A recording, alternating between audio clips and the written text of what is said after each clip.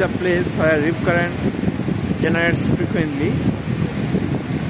Very dangerous place in the San Martin Island. Always be careful about this place and don't swim around this place.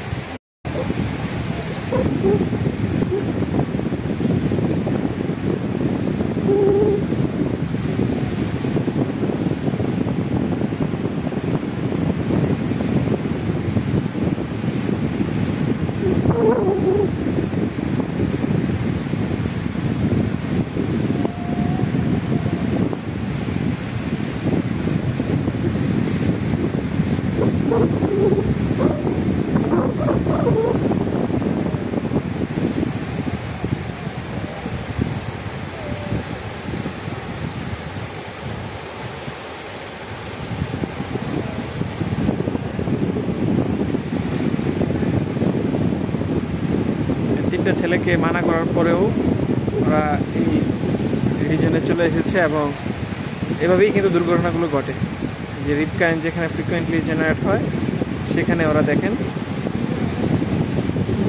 Easily হাসছে এবং এটা খুবই dangerous place. তাদেরকে বারবার বলার পরেও ওরা কিন্তু আমাদের কথা শোনেনি।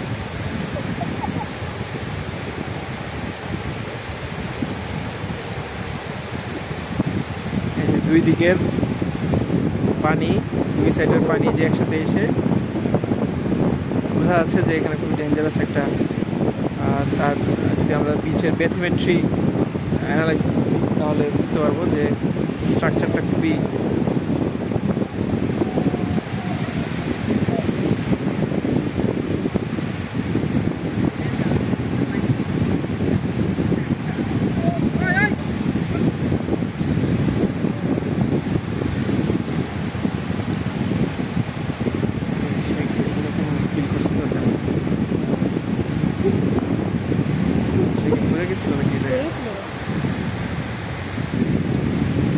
ব্যালেন্স রাখতে পারে না।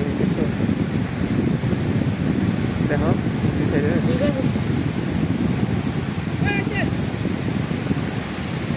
আমাদের কথা সে শুনেনি, সে দেখেন সে এখানে সাঁতার কাটছে।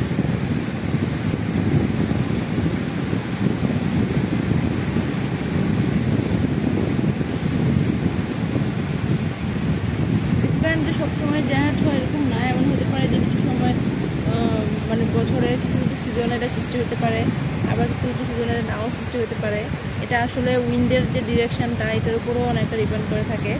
তো সেই ক্ষেত্রে যে সবসময় এখানে রিপ কারেন্ট তৈরি হবে এমনটাও নয়, পসিবিলিটিটা সবচেয়ে বেশি। কারণ হচ্ছে এই লোকেশনটা খুবই মানে রিপ কারেন্ট জেনারেট হওয়ার জন্য খুবই উপযুক্ত একটা লোকেশন, যেখানে হওয়ার সম্ভাবনাটা প্রায় 80%। এবং সবসময় হবে তাও না, এটা উইন্ডের অনেক ডিরেকশনের উপরও নির্ভর করে কোন দিক থেকে উইন্ডটা আসছে।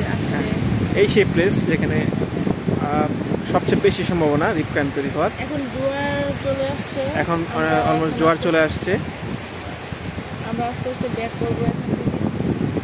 আসলে এই জায়গাটা দেখতেই খুবই অদ্ভুত। হ্যাঁ, না, এটা একটা কর্নার সাইড পড়ে যায়, যেটা হচ্ছে সেন্ট মার্টিনের উত্তর বিচের একদম উত্তর পূর্ব কর্নারে এটা অবস্থিত। এই রুমটা আসলে দুই উত্তর পাশ এবং হচ্ছে পূর্ব পাশের যে ঢেউগুলো দুটো এসে একত্রিত হয় যে কর্নারে, সেই কর্নারটাই আসলে খুবই।